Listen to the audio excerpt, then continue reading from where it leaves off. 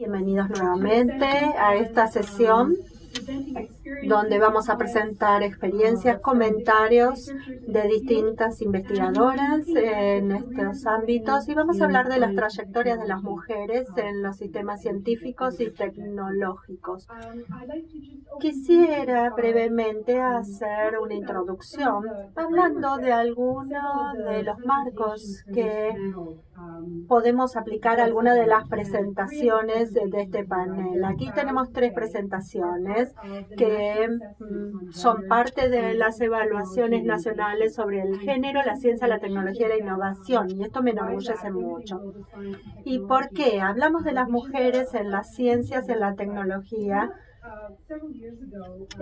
Se desarrolló hace algunos años con mi colega Nancy Hoffman, que estuvo también en la Comisión de Naciones Unidas y ha trabajado mucho para las mujeres y los indicadores de género a nivel global en este trabajo. Y tenemos 3 presentaciones de este marco presentado en el contexto latinoamericano y luego una presentación final que va a ser un buen complemento sobre las cuestiones vinculadas con la Argentina y América Latina. Entonces vamos a hacer una reseña general para ver de qué se tratan estas evaluaciones nacionales sobre género en la ciencia, la tecnología y la innovación. Debería volver y decir que tuvimos apoyo de una fundación que realmente entendió cuál era la idea y también del grupo de desarrollo sueco para este trabajo. Entonces, tenemos un par de interrogantes grandes que queremos considerar en el contexto global. Estamos casi en el año 2020 y trabajamos en torno a entender, medir, contar, evaluar la participación de las mujeres en la ciencia, la tecnología, en la ingeniería, en las matemáticas, lo que llamamos STEM por la sigla en inglés, ¿no? Y ya hace varios años que estamos tratando de hacer este tipo de mediciones. ¿Y cuáles son los números? Bueno, yo conozco los números de Canadá, de Estados Unidos y de Europa, y en realidad no son maravillosos estos números. Entonces nos planteamos esta pregunta y a distintos abordajes para entender los motivos por los cuales los números en estas disciplinas de mujeres no son tan grandes. Entonces vemos que hay niñas que han sido alumnas ahora en los niveles terciarios, educativos. Vemos que las mujeres ingresaron a la fuerza de trabajo, aumentando en número en las últimas décadas, sobre todo en América Latina. Hubo grandes avances, pero igualmente vemos pequeñas cantidades, relativamente pequeñas, de mujeres en las ciencias. Entonces, este es el interrogante que tratamos de responder. Pero lo vamos a ver de una perspectiva diferente. ¿Por qué todavía hay tan pocas mujeres en estas disciplinas?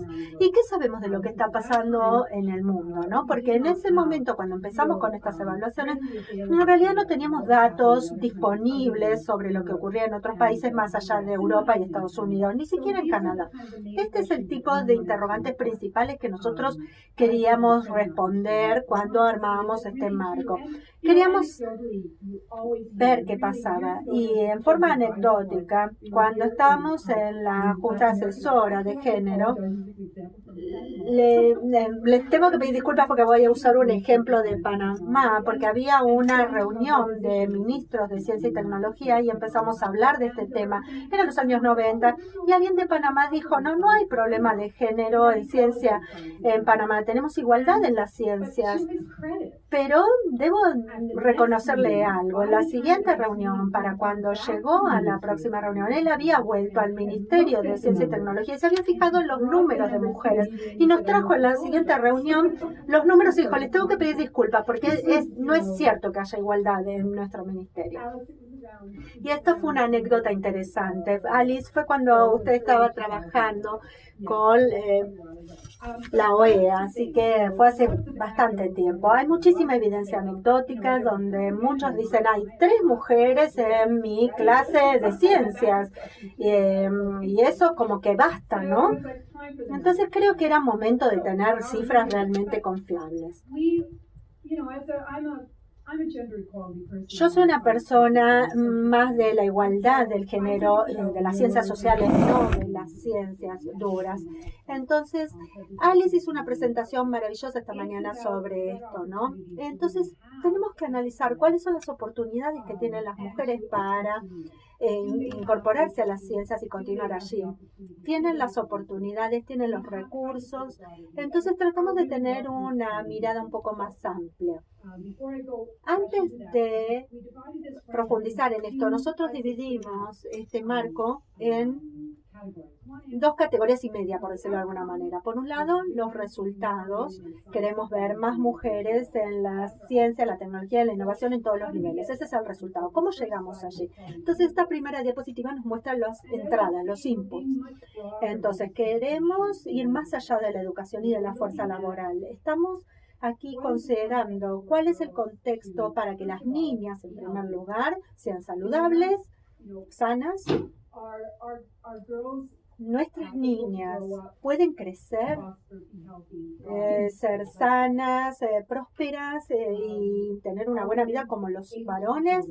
Pueden controlar su fertilidad las mujeres. Entonces, antes de describir todas las categorías, déjenme decirles que decidimos que había distintas áreas fundamentales que eran importantes tener en cuenta para que las mujeres puedan tener una mayor participación en la sociedad y por extensión en la ciencia y la tecnología. Pero ¿cómo se medía esto globalmente en muchos países? Entonces, pasamos a indicadores principales globales que se recolectan. Entonces, este marco tiene un conjunto central de indicadores y datos de UNESCO, de la OIT, del Banco Mundial, recolectados por las grandes organizaciones. Esto lo utilizamos como conjunto principal de indicadores. Y después sabemos que los países pueden tener datos adicionales o formatos diferentes de los datos. Y el informe de Brasil, por ejemplo, es un muy buen ejemplo de los distintos tipos de datos que se recaban a nivel nacional. Pero este es el núcleo de los datos, con los indicadores que pensábamos que eran importantes y sobre los cuales podíamos recabar información. El estado de salud, la condición social de las mujeres, viendo los indicadores de violencia contra las mujeres, el uso del tiempo, es decir, a qué dedican el tiempo las mujeres, si dedican solamente al hogar o a trabajar, si están económicamente activas, cuál es su ingreso comparado con el de los hombres, las categorías de trabajo, qué nivel de pobreza existe en sus países. Y luego pasamos a los elementos tal vez menos básicos, el acceso a los recursos, derechos de propiedad, acceso a capital, acceso a las tecnologías, la información y la comunicación. Puse aquí consumo de electricidad. Nadie tiene datos segregados por género para el consumo de electricidad, pero es un sustituto para el uso de energía, ¿no? Entonces, para ver si tenemos una energía confiable y asequible que permita a las mujeres tener acceso a ella, esto es un indicador de su calidad de vida. También otros indicadores para ver la capacidad de provocar cambios en sus propias vidas, tener puestos de liderazgo, tomar decisiones, la cantidad de mujeres en el gobierno, la representación parlamentaria también como sustituto, también el uso de anticonceptivos. Entonces, las mujeres que puedan tomar decisiones sobre lo que quieren hacer con su vida y cuántos niños quieren tener. Y por último, la parte educativa, ¿no? Que son las oportunidades y las capacidades, el acceso a la educación, el alfabetismo, el acceso a la educación, el acceso a la capacitación. Yo les dije que había dos categorías y media, ¿no? Hay una media acá que tiene que ver con el entorno de políticas que respalda estas condiciones, ¿no? Entonces, ¿cuáles son las políticas? ¿Cuál es el ámbito de política en el país que da apoyo a esto o no? ¿La igualdad de género es parte de una política en el país o no? Y luego el tema de la implementación en relación con la política. La India es un muy buen ejemplo porque ha aprobado muchas disposiciones positivas con respecto al género, pero la implementación no es muy buena porque no hay suficiente estructura de programación y de presupuesto. Y por supuesto, ¿qué pasa con las políticas de ingeniería? Y luego tenemos tres categorías de resultados. La toma de decisiones, lo que llamamos la sociedad del conocimiento, la parte de economía, la economía del conocimiento, y luego lo que tiene que ver con la participación específica en las ciencias, la innovación y la tecnología. Y aquí vemos cómo participan las mujeres en la ciencia y la tecnología fuera del ámbito académico, es decir, si están trabajando en la industria, si están armando sus propias empresas, si son una parte activa de la innovación, de todo el ecosistema de la innovación. Esa es la reseña general de este marco. Y todo esto se basa en lo que nosotros pensamos que podía estar disponible para tener una idea más cabal en qué situación se encontraban los países, y luego podíamos profundizar más a nivel nacional para ver qué rangos de datos podían estar disponibles. ¿Cuáles son algunas de nuestras conclusiones? En primer lugar, es que hay muy pocos datos. Seguramente no les va a sorprender esta respuesta, ¿no? Excepto en algunos países sobre algunos temas. Casi todos los países recaban datos sobre tasas de fertilidad, por ejemplo. O sea, tenemos datos de nivel muy básico que se recaban en todo el mundo. Ahora, datos recabados en otras áreas de este cuadro, tal vez una vez cada 5 años o cada 10 años. Lo que ha cambiado realmente en la recolección de datos a nivel mundial, debo decirlo, que tiene que ver con los objetivos del desarrollo sostenible y los objetivos del desarrollo del milenio, ¿no? Que es tener datos ahora segregados por sexo, pero hay muchos países que están orientados a recabar datos con respecto a los ODS. Entonces, yo estuve trabajando mucho en este proyecto desde que se aprobaron y se implementaron los ODS, y esta es una preocupación personal, ¿no? Que esta iniciativa está reduciendo la cantidad de datos desglosados por sexo en los países. Creo que tal vez en América Latina puede ser diferente, seguramente habrá una situación diferente en Argentina y en Brasil, pero a nivel mundial estamos viendo eso. De hecho, Canadá no recaba tampoco datos tan buenos. En Estados Unidos, en Europa, vemos la misma situación en algunos de los países más grandes en el mundo, en desarrollo, tal vez un poquito menos con Sudáfrica o China. Entonces, ahora, estos son nuestros hallazgos, que la brecha de género en cuanto al conocimiento continúa existiendo en todos los países. Y en muchos países, como en América Latina, hemos visto que hay una alta representación de las mujeres en las ciencias médicas. En India es muy elevada esa representación, pero en otras áreas es muy baja. Y en las tecnologías de la información y la comunicación es muy baja la representación de mujeres, y también en la fuerza laboral los números caen drásticamente, y esto lo vemos en todos los países. En cuanto a la tecnología de la información, los números están cayendo en algunos países, en Estados Unidos, Argentina. Creo que también ha visto números similares, ¿no? Que están subrepresentadas las mujeres en las ciencias duras. Esto no es algo nuevo, no es una novedad, pero lo que es nuevo es que son tendencias globales, que no es solamente un problema occidental o un problema de los países industrializados. Se ve en todas partes. Hay algunas diferencias más grandes, pero una vez más necesitamos datos. Me dicen que en Indonesia y Malasia, por ejemplo, hay muchas mujeres en el sector de las TIC, pero yo no he visto los datos, así que realmente no lo sé a ciencia cierta. Y creo que es necesario resaltarlo igualmente. Y las mujeres tienen un nivel más bajo de acceso a los recursos productivos necesarios para respaldar su participación activa en estas áreas. Y no hay una solución sencilla. Así que espero con ansias escuchar a las panelistas para ver cuál es la situación en sus respectivos países, y espero que podamos empezar a hablar de qué es lo que sabemos, cómo podemos cambiar. Estamos haciendo esto desde hace 40 años, entonces, ¿cómo hacemos los cambios? ¿Cómo logramos que se efectúen esos cambios? Alice hizo referencia a esto más temprano, así que creo que esto va a ser muy útil para nosotros en nuestra evaluación. Voy a concluir diciendo que hay muchas evaluaciones nacionales que fueron publicadas de una manera u otra, ya sean revistas especializadas o por el gobierno. Esta fue una publicación de la editorial de Cambridge, en Stanford, que es una recolección de artículos sobre las mujeres en el mundo de la computación, y hay evaluaciones aquí de África Oriental. Entonces, tenemos datos muy interesantes aquí en esta publicación, y también hay datos sustitutos que se utilizan porque a veces los datos que buscamos específicamente no están disponibles, pero se puede hacer mucho con los datos y por lo menos hay algo de base. Así que bueno, espero las ponencias para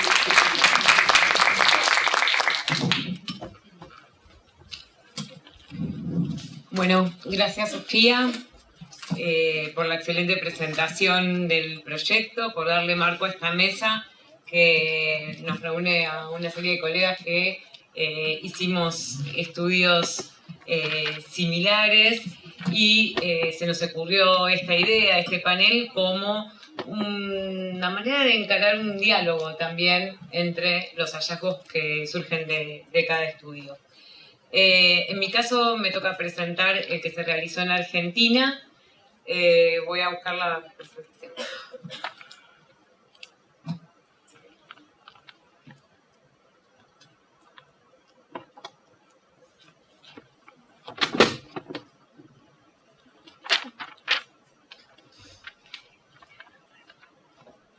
Bien.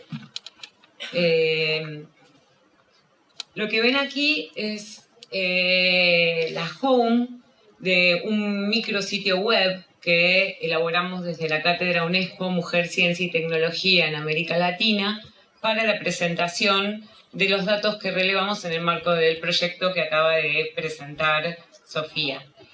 Tengo que hacer una serie de, digamos, aclaraciones. Cuando nosotros hicimos el estudio, nos concentramos en la década 2003-2013. Queríamos llegar acá con datos que nos hablaran también de lo que pasó después, ¿no? Y eso es un poco lo que voy a tratar de compartir con ustedes a partir de las tendencias que fuimos viendo entre aquel periodo y el que va desde 2015 a 2019, que en general se están tomando, digamos, diferentes estudios, se están concentrando la mirada a partir de 2015 y no de 2013. ¿Por qué hicimos un micrositio web para la presentación de los datos que recabamos? Porque el primer informe que conformamos tenía más de 170 páginas.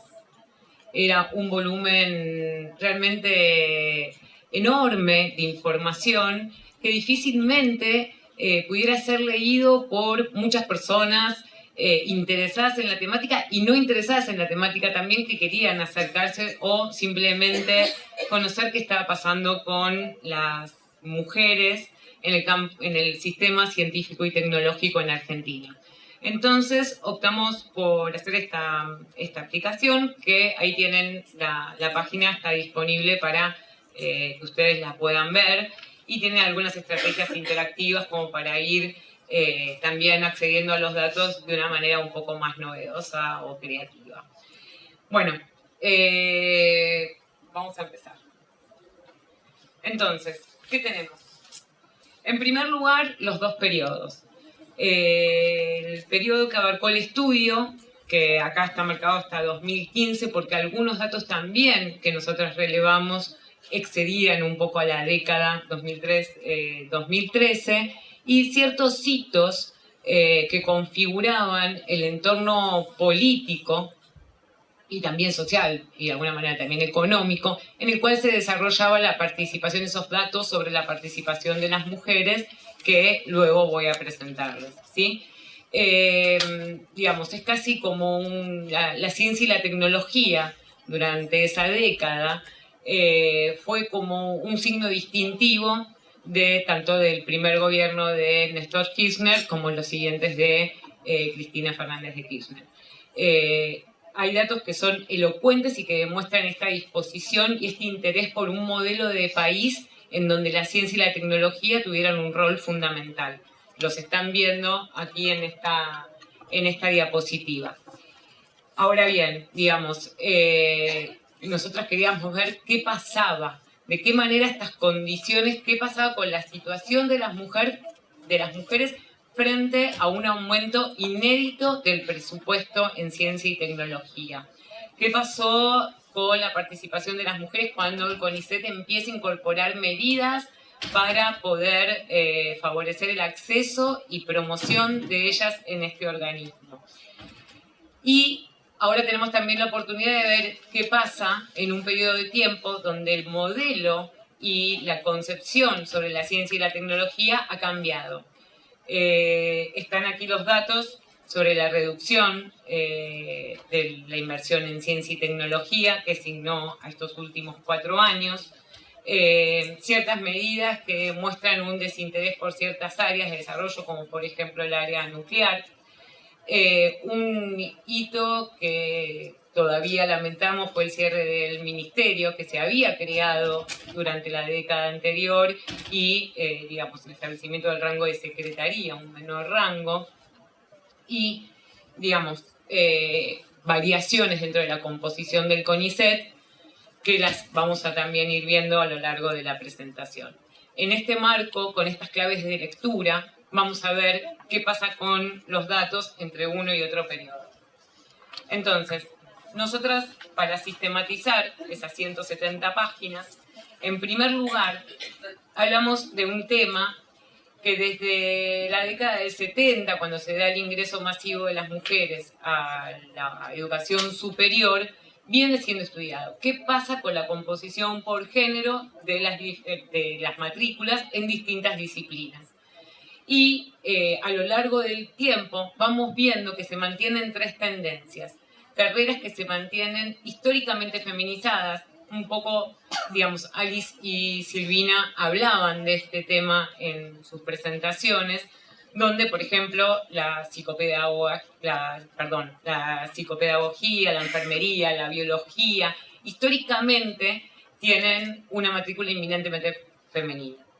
Otras que están en proceso de alcanzar la paridad o que la han alcanzado, como Derecho, Medicina, Ciencias Económicas, y otras que se mantienen como históricamente masculinas, Ingeniería y las tecnologías, ¿sí? ¿Qué pasó entre los dos periodos? Se mantuvieron las tendencias, no hubo variaciones. Esto de alguna manera era esperable porque el tiempo era muy corto, entonces para ver las trayectorias, las curvas en estas matrículas, yo creo que tendremos que esperar tal vez una década más. Digamos, los impactos los vamos a ver más adelante. Pero sí nos alertan sobre esta persistencia y este núcleo duro que conforman las ingenierías para la participación de las mujeres. Y que no es un dato, digamos, no es un fenómeno nacional, sino que es un fenómeno global, en donde la curva que se suele, digamos, presentar desde la literatura indica un crecimiento de la cantidad de mujeres en carreras ligadas a la computación que crece hasta 1980 y luego empieza a decrecer y empieza a estancarse. Esa es una tendencia presente en nuestro país, en nuestra región y a nivel global, y que está despertando múltiples interrogantes y que tal vez, ojalá, estas jornadas puedan darle alguna respuesta. La otra, digamos, sistematización que nos interesó, digamos, presentar cuando divulgamos los resultados del estudio, tenían que ver con la participación de las mujeres en el CONICET. ¿Por qué? Porque es uno de los mayores logros de la década. Posiblemente haya una interrelación con la implementación de las medidas para promover el acceso y promoción de las mujeres en este organismo. Pero lo cierto es que en aquel momento los números eran muy promisorios. Digamos, teníamos más del 50%, en aquel momento se usaban los 52% y ahora es un 53%. O sea, se mantiene prácticamente igual de cantidad de investigadoras en promedio en todas las áreas de investigación del CONICET. En aquel momento, comparando 2003 y 2014, lo que advertíamos era un incremento en la participación de las mujeres en las categorías más altas. Si bien se sabe y se insiste desde la literatura que el mayor obstáculo que enfrentan las mujeres es para acceder a los puestos más altos, veíamos que durante este periodo, comparando los dos extremos, había un crecimiento sostenido que se daba en todas las categorías, con menor fuerza en la superior. Ahora, lo que vemos en estos últimos 4 años es un desaceleramiento, digamos, de este incremento. Nos estancamos ahí, digamos, como estábamos en 2015, ahora esas cifras permanecen.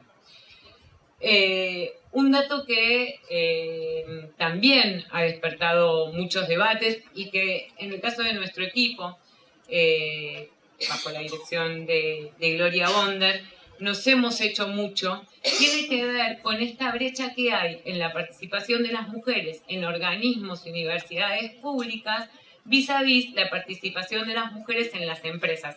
Yo no estoy leyendo los datos porque entiendo que los van viendo acá en la diapositiva, pero realmente esta brecha es muy amplia y despierta muchas hipótesis.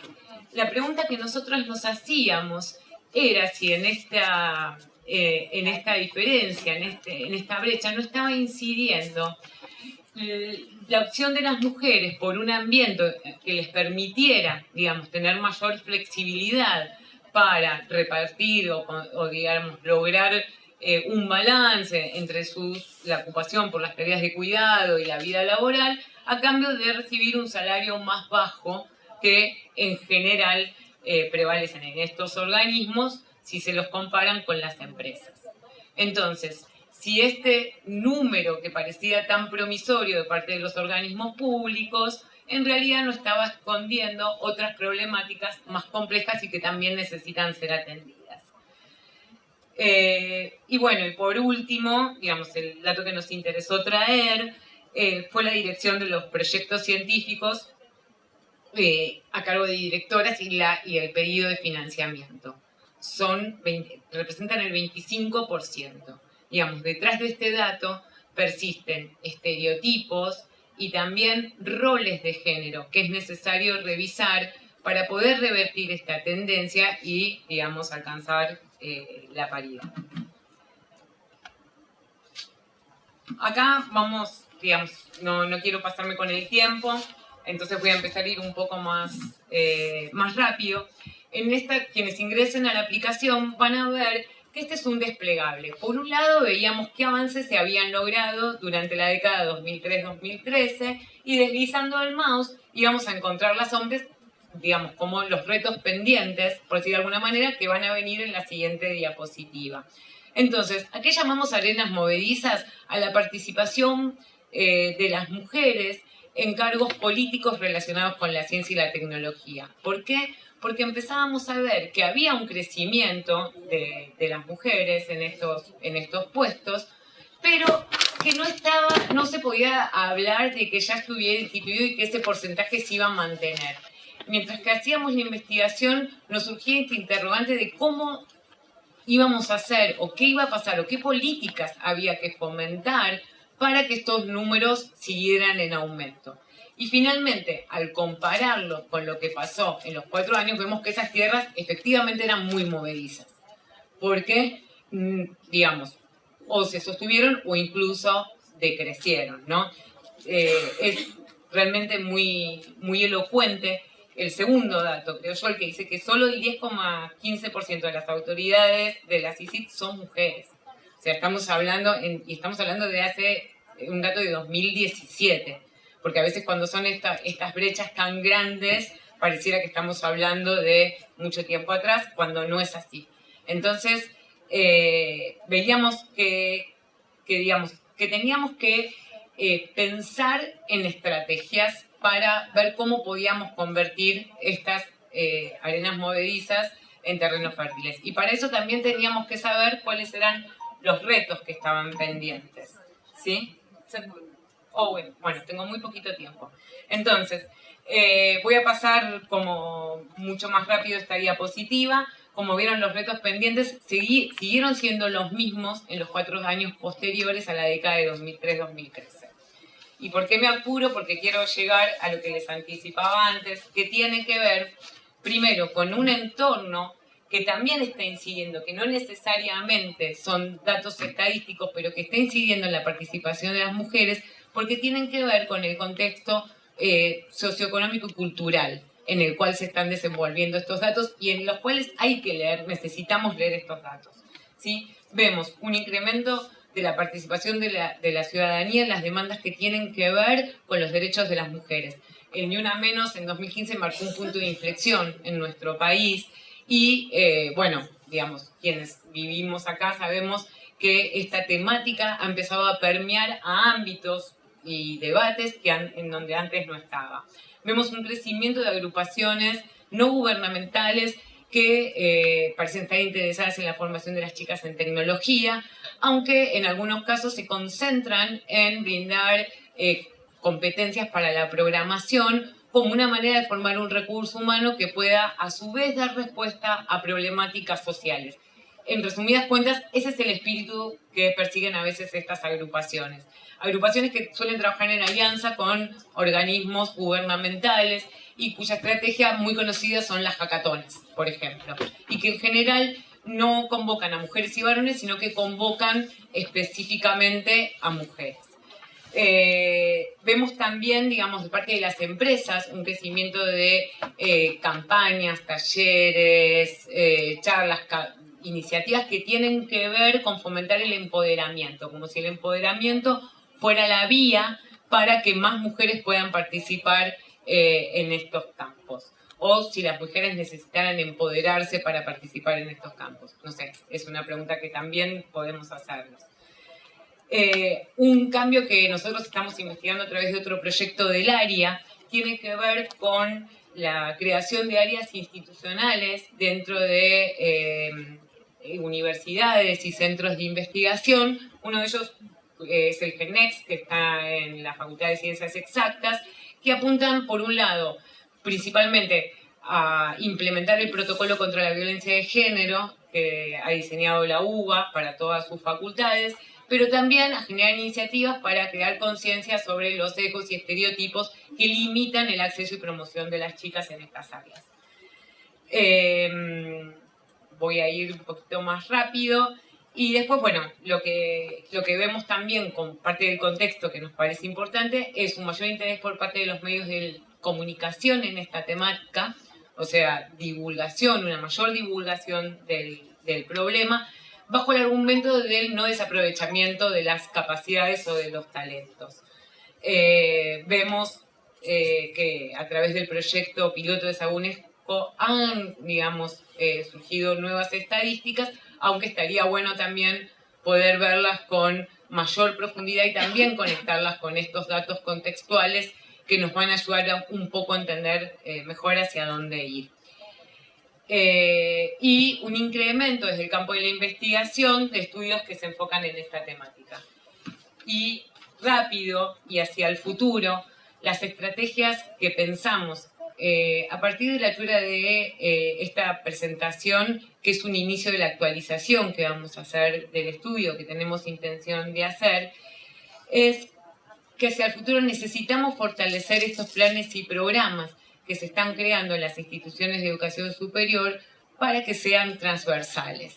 Ese sería un cambio que podría ser realmente muy transformador, en principio de las trayectorias de las chicas, pero también de las culturas institucionales de estos organismos. Vemos también la necesidad de que las empresas realicen diagnósticos y estudios que puedan desembocar en evidencias para el diseño e implementación de políticas. Una demanda que empezó a llegar a nuestra área tiene que ver con la incorporación del enfoque de género en las currículas de carreras relacionadas con las ingenierías.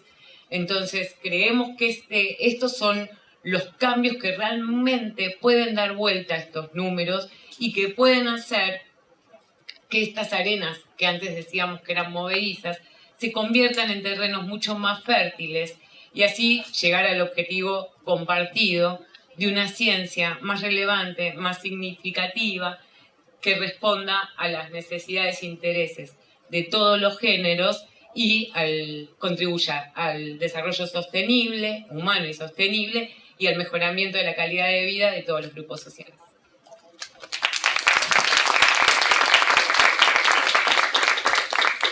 Sigo hablando yo porque me toca presentar a Judith Zubieta.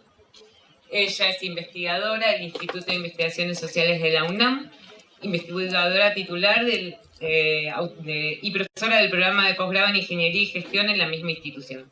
Doctora en Ciencias de Sistemas por Pennsylvania University, especialista en sistemas nacionales, científicos y educativos desde una perspectiva de género y con énfasis en el uso de las TIC.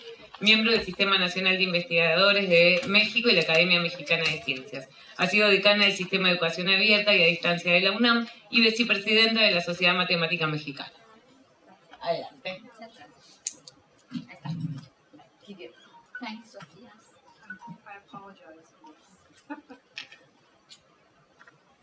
Bueno, buenos días todavía a todas y a todos, no, ya son tardes.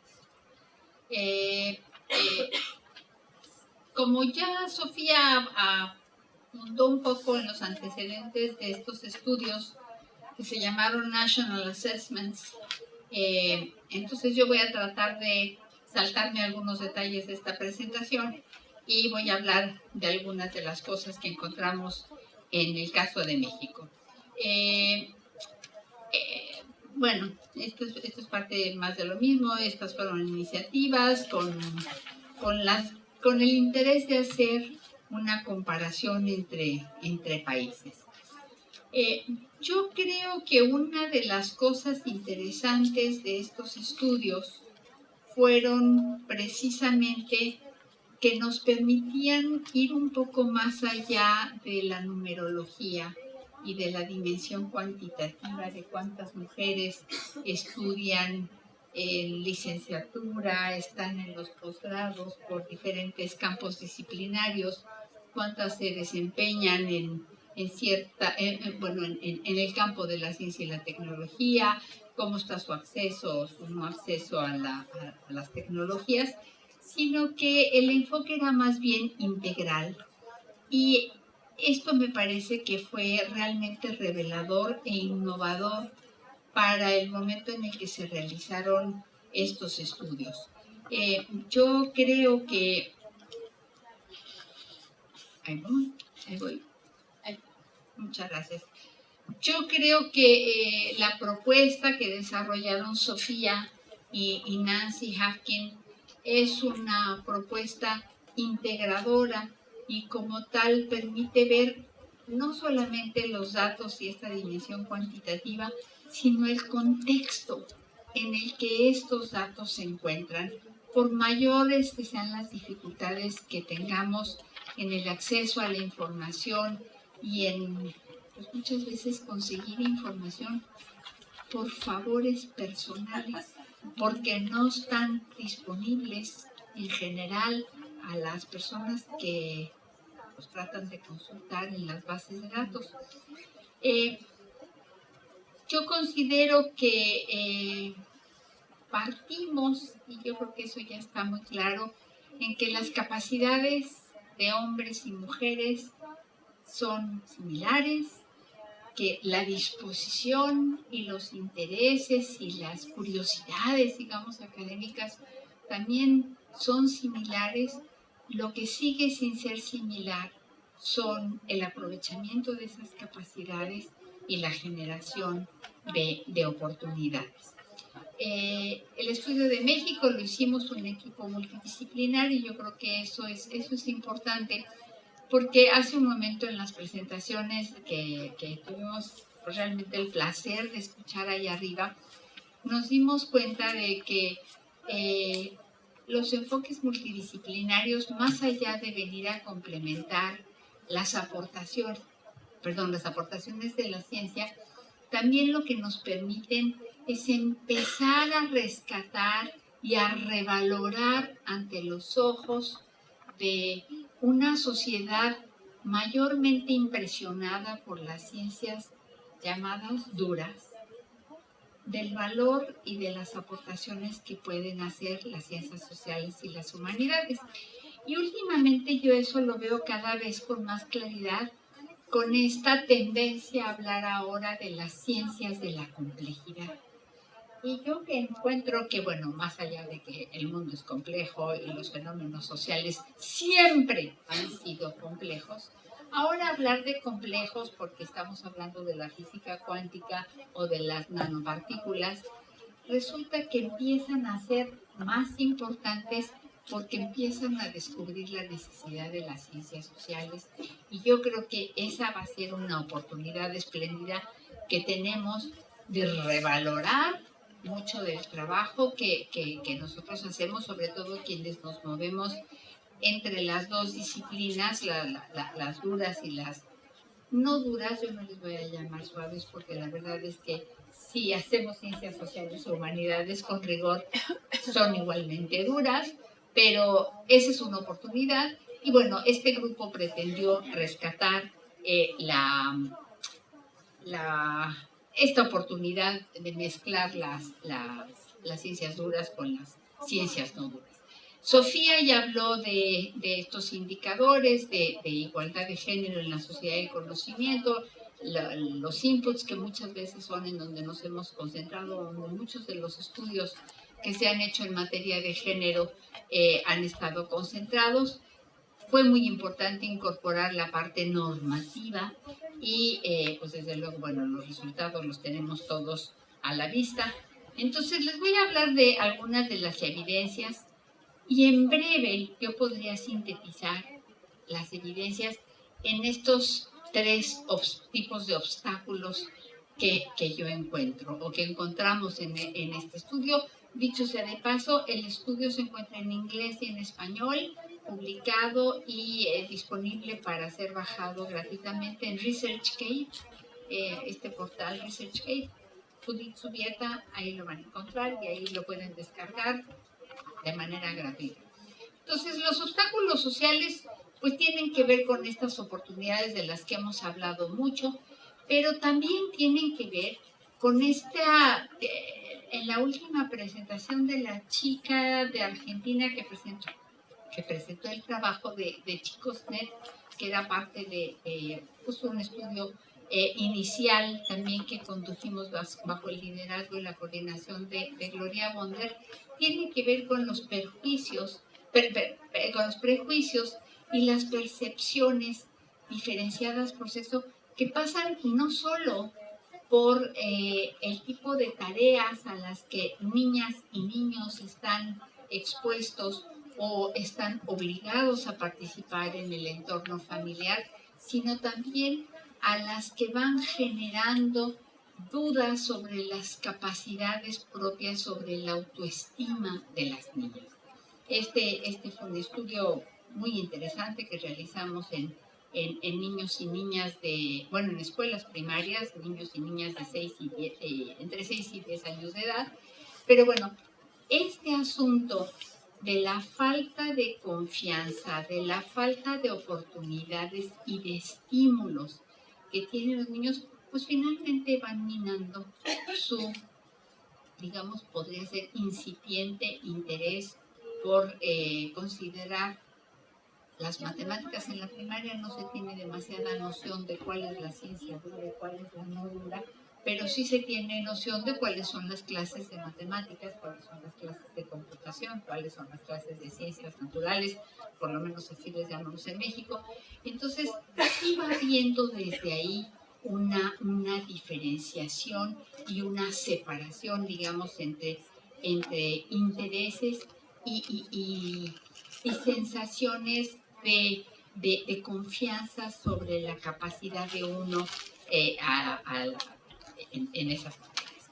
Los obstáculos estructurales pues tienen que ver con estas prácticas corporativas que están institucionalizadas y que incluso están institucionalizadas en instituciones de educación superior. A nuestras universidades les cuesta, bueno, por lo menos las que yo conozco, de México, de Argentina, de Costa Rica, de Colombia, les cuesta mucho trabajo cambiar. Son instituciones realmente conservadoras, con estructuras muy bien definidas, con niveles jerárquicos pues muy claramente estipulados. Y entonces cambiar eso no es nada más una cuestión de una mayor presencia de las mujeres en la matrícula. Tener más mujeres en la universidad haciendo estudios de licenciatura o haciendo posgrados no garantiza el que se modifiquen las prácticas, que se modifiquen las percepciones, que se modifiquen los estereotipos a fin de cuentas y con ello las oportunidades para desarrollarse. Y al final, pues bueno, los obstáculos normativos en donde, por lo menos en el caso de México, ahí no me atrevería a hablar más de otros países, las normas y las leyes son realmente lindas. Es que están muy bien pensadas y están muy bien redactadas.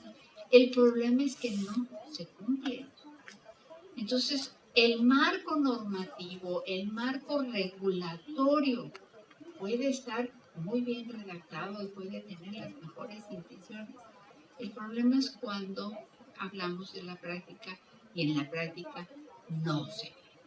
Desde luego tengo que reconocer que no hay políticas que sean diseñadas con perspectiva de género, ni en educación, ni en ciencia y tecnología, ni en ningún otro sector de la economía.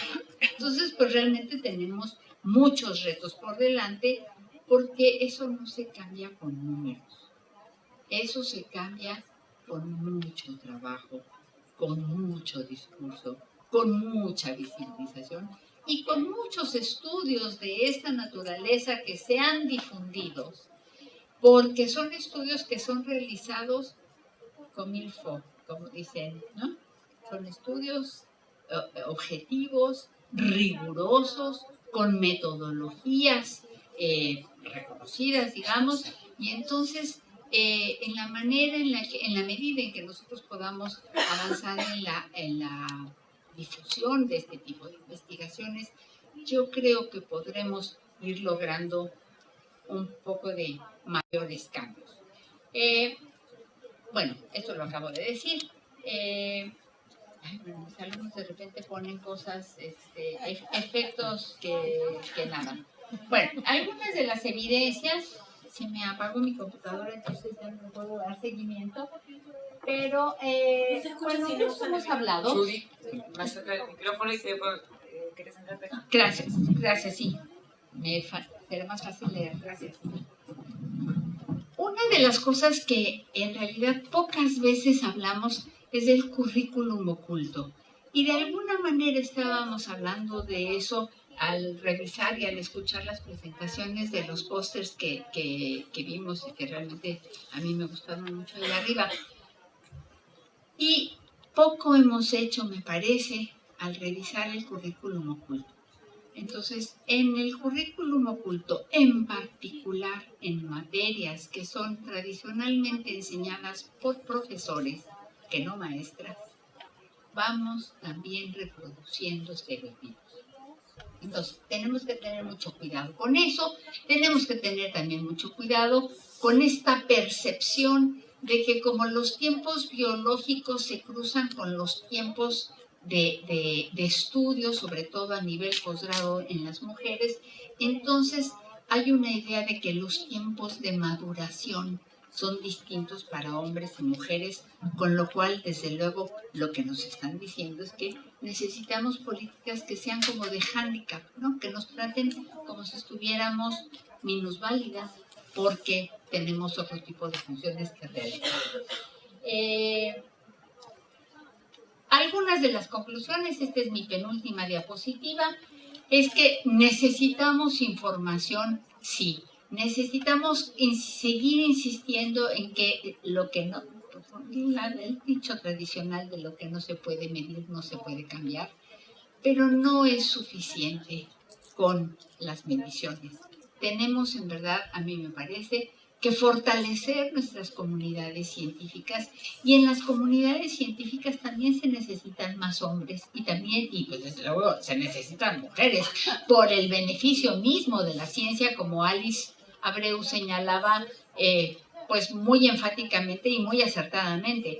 La ciencia se beneficia de la mirada y de la participación de las mujeres. Entonces tenemos que seguir insistiendo en ello, y sin embargo estamos viviendo momentos muy difíciles en donde prácticamente en todos nuestros países en Latinoamérica ha habido cambios en las políticas, recortes en los presupuestos y modificaciones en las maneras en las que veníamos operando quienes nos dedicamos a la tarea académica. Tenemos que seguir enfatizando en la necesidad, si queremos hablar de sociedad del conocimiento, si queremos hablar de cuarta revolución industrial, si queremos hablar de los objetivos de desarrollo del milenio y ahora objetivos sustentables, si queremos hablar de eso, necesariamente tenemos que contar con el talento y las contribuciones de hombres y mujeres. Y, desde luego, y con esto cierro, necesitamos políticas públicas que tengan perspectiva de género. Muchas gracias.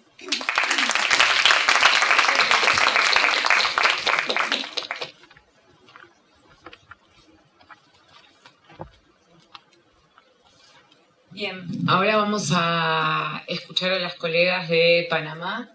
Milagro Mainieri, Ingeniería Industrial, Magíster en Ingeniería Gerencial y Diplomada en Administración de Proyectos.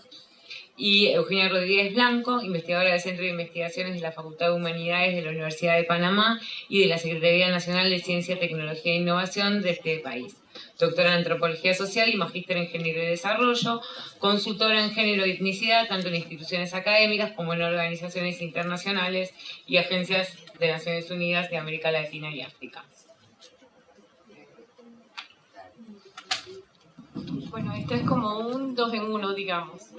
Y yo quisiera hablarles muy brevemente, antes de darle la palabra a Eugenia, sobre lo que representa para la Secretaría Nacional de Ciencia y Tecnología, a quien represento, este tipo de estudios. Y como mencionaba en la jornada de la mañana, no contar con estadísticas confiables o con datos que nos puedan dar cuentas de una situación en particular es darle la espalda a un problema. Justo eso es lo que estábamos pasando en Panamá. Le dábamos la espalda al problema y pensábamos, tal cual y como advierten al inicio de la presentación, pensábamos que todo estaba bien. Un espejismo de que las cifras mostraban que iba en incremento la cantidad de mujeres y hombres participando en los programas de becas de la CENACYT, participando o accediendo a los concursos por mérito para financiamiento de proyectos de investigación, ocupando plazas en algunos institutos de investigación, pero eso es un espejismo. Lo cierto es que para nosotros el estudio ha sido totalmente revelador y va a ser la pieza fundamental del reto que ahora tenemos enfrente, y es poder generar todas estas acciones que conlleven a políticas públicas que contengan estos elementos de género.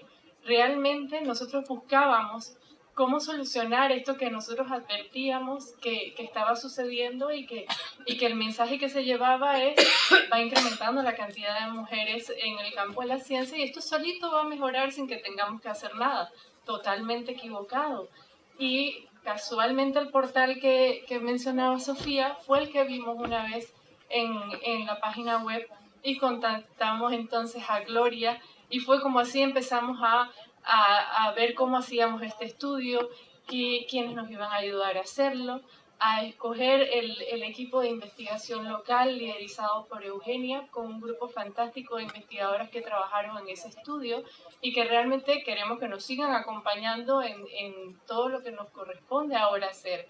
Que hay muchas cosas en las que quisiéramos seguir trabajando en conjunto y son parte de las experiencias que queremos conocer porque tenemos un largo camino que recorrer todavía. Estamos justo apenas empezando, pero este estudio ha sido el abrir esa puerta y quitarnos la venda de donde estábamos sitiados para poder empezar a trabajar en mejorar la situación. Le cedo la palabra a Eugenia, que ha sido la investigadora principal del proyecto.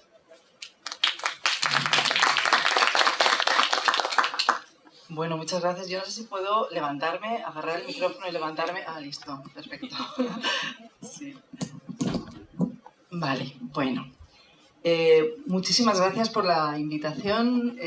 Gracias a Milagro por mostrar su compromiso siempre con este tema, porque una cosa es pedir hacer un estudio o contratar un equipo de investigadoras para que haga el estudio, otra cosa es dar la cara y acompañar al estudio con ese compromiso político que plantean desde la CENACYT. Así que bueno, para mí es muy satisfactorio hacerlo en compañía de Milagro. Bueno, me salto toda la parte, de la metodología que compartimos, el marco metodológico que ya se ha planteado, de políticas, de condiciones y de resultados. Lo que sí quería comentarles es que en Panamá tomamos la decisión de ir un poquito más allá en el marco metodológico, incorporándole una serie de enfoques que nos parecía que eran necesarios para el caso panameño, y no solo por eso, sino porque también el equipo de investigadores estaba formado por 2 antropólogas sociales, entonces nos parecía como importante introducir mucho la parte cualitativa o fortalecer la parte cualitativa del estudio. Entonces, bueno, decirles que aportamos eso. En lo cualitativo concretamente nos interesaba contestar, además de las preguntas de cuántas mujeres hay y dónde están las mujeres en el campo científico y tecnológico en Panamá, queríamos saber también cómo están, qué barreras han encontrado en su camino o qué obstáculos y cómo los han superado. Solo lo podíamos conseguir a través de la investigación cualitativa, a través de entrevistas y grupos de discusión que hicimos sobre todo con mujeres científicas en la investigación. Pero también nos interesaba mucho saber qué opinaban los tomadores de decisiones en el ámbito del sistema de ciencia y tecnología, qué opinaban sobre las inequidades, si las observaban, si las visibilizaban y sobre todo si las problematizaban. Pero también queríamos saber cómo había sido su propia trayectoria científica como hombres, cómo habían hecho para llegar a esos puestos tan altos de toma de decisión en la ciencia. Para eso, como les digo, también utilizamos el enfoque cualitativo. Pero también queríamos saber cómo estaban las mujeres en sus diversidades. Queríamos introducir un enfoque interseccional que permitiera diversificar el colectivo mujeres de tal manera que permitiera visibilizar no solo las brechas de género, sino otras brechas que intuíamos que podían ocurrir en el contexto panameño. Panamá tiene un 12% de población indígena, el próximo censo está por hacerse este próximo año, intuimos que la previsión es que ese porcentaje aumentará, por tanto hay una población alta indígena, también hay mucha población afrodescendiente, pero los datos de la población afrodescendiente no son fiables, con lo cual decidimos introducir la variable etnicidad a través de la participación de las mujeres indígenas en la ciencia, observar las brechas de género en intersección con las brechas étnicas. Bien, dicho esto, les quiero contar un poquito cuáles son los principales resultados de los tres bloques, de los inputs, de las políticas y de los outcomes. En relación a los inputs, decirles que observamos que hay brechas de género en todas las dimensiones presentadas y en prácticamente todos los indicadores. Ahora bien, esas inequidades y desigualdades que observamos, o brechas de género, en todas las dimensiones se hacen muchísimo más críticas en algunos temas. Por ejemplo, en el caso panameño es el derecho a una vida libre de violencia, el de la participación política y la salud sexual y reproductiva. Estas son las tres dimensiones donde las brechas de género en general son más críticas. Observamos concretamente en la dimensión de educación que había niveles de bastante paridad. Los datos no mostraban apenas brecha de género, sino más bien mostraban que las mujeres tenían mejores datos en educación que los hombres. Ahora bien, como les decía, nos interesaba problematizar y diversificar el colectivo mujeres y nos preguntamos, ¿esto es así para todas las mujeres? Bien, observamos que no. Y para nosotros fue súper revelador observar que la brecha étnica era incluso más profunda que la brecha de género. Por ejemplo, para darles algunos datos en relación a esto y también relativos a educación, que nos parecía importante, observamos que, por ejemplo, en el nivel de alfabetización, que era uno de los indicadores, observamos que la diferencia entre hombres y mujeres indígenas, por ejemplo, la brecha de género entre hombres y mujeres indígenas era de 15 puntos. Sin embargo, la brecha entre mujeres indígenas y mujeres no indígenas era de 24 puntos. En el indicador de logro educativo observamos que la diferencia entre hombres y mujeres indígenas era más o menos de 2 años, sin embargo, la diferencia de logro educativo entre mujeres indígenas y mujeres no indígenas era de más de 6 años. Y en el caso de la deserción, el abandono de la escuela, observamos que la diferencia entre hombres y mujeres indígenas no existía, que no había brecha, sin embargo, la diferencia entre mujeres indígenas y mujeres no indígenas era de 3 puntos más las mujeres indígenas. Por tanto, observamos que hay brecha de género, pero que hay brecha étnica. Y para algunos indicadores, y además los que tienen que ver precisamente con educación, que son absolutamente relevantes como condiciones para la participación en la ciencia, la brecha étnica es incluso mayor, como digo aquí. Pero también otra brecha de género, brecha étnica, pero también brecha de implementación. Se ha avanzado mucho en normativas, en reconocimiento legislativo, en relación a muchos derechos de las mujeres. Como les digo, hay mucho rezago en temas de salud sexual y reproductiva, violencia de género y participación política.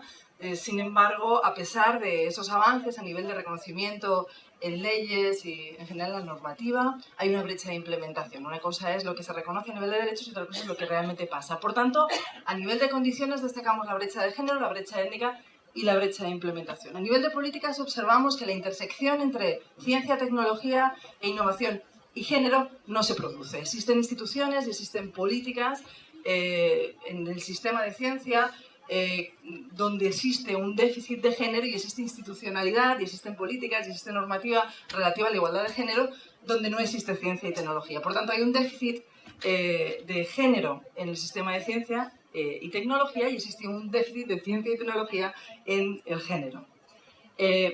Resumiendo, como ven, muchísimo, me disculpan, pero tenemos solo 15 minutos, en el informe está bastante más desarrollado, evidentemente, ¿no? En relación a los outcomes, observar que lo que se produce es una segregación a nivel horizontal y a nivel vertical, como ya apuntan pues, todos los resultados realmente de todos los estudios. Aquí les presento las infografías que diseñamos para presentar, porque nos parecía muy importante que esto tuviera impacto y decidimos hacerlo de esta manera. La segregación vertical la representamos con el efecto tijera, que conocerán por la literatura de género y ciencia, ese efecto tijera que muestra cómo las mujeres descienden conforme avanza la carrera científica y los hombres, sin embargo, van avanzando en esa carrera científica. Nosotras dividimos los indicadores que seleccionamos, son 10 indicadores que seleccionamos de la carrera científica, los dividimos en estudios científicos, dedicación profesional a la investigación científica, reconocimiento por la labor y toma de decisiones. Como ven, la toma de decisiones es donde está la brecha más grande. En último lugar hemos puesto a la autoridad máxima, que es el secretario general de Ciencia y Tecnología. Nunca ha habido en Panamá una secretaria mujer. Le siguen en ese orden directores de centros de investigación científica relevante, donde tampoco actualmente hay ninguna mujer. En fin, como ven, las mujeres son más en los estudios, estudian más en todas las carreras y bueno, evidentemente existe esa segregación que decíamos que es horizontal, pero se gradúan más que los hombres en las universidades, un 67% frente a un 33%, pero vemos como va descendiendo y sobre todo se produce el sorpaso, que nos parece importante cuando las mujeres tienen que decidir entre seguir su carrera científica o profesional o dedicarse en ese momento a otras tareas fuera de la profesión o del mundo laboral, ¿no? Por tanto, bueno, observamos que se produce el efecto tijera. Para nosotros fue muy revelador y es un diagnóstico que representa una fotografía bastante clara de lo que pasa en relación al desarrollo de la carrera científica de hombres y mujeres. Es una tijera que se produce prácticamente en todos los indicadores. Si observamos, por ejemplo, he seleccionado un par de ellos, los miembros del Sistema Nacional de Investigación por sexo, observamos que el nivel más bajo, 67% de mujeres. Sin embargo, conforme vamos avanzando, el nivel de mujeres desciende. Bueno, la tijera aparece prácticamente en todas partes. También los beneficiarios de becas. Es muy interesante observar cómo ellas son más beneficiarias de becas para el programa de jóvenes científicos, que son para estudiantes de secundaria, pero después, conforme vamos avanzando en los grados, también ellas van descendiendo. Por tanto, el efecto tijera se reproduce en todas partes. Como les decía, también observamos que existe una segregación horizontal, ya se ha apuntado, carreras tradicionalmente masculinas con pocas mujeres. Aún así no es tan fuerte. Igual nosotras problematizamos el concepto horizontal, decimos que no es tan horizontal porque las carreras consideradas tradicionalmente masculinas son las que tienen más reconocimiento, más prestigio, más remuneración, etcétera, en relación a las carreras donde estamos los hombres, las mujeres. Por tanto, segregación vertical y segregación horizontal vertical.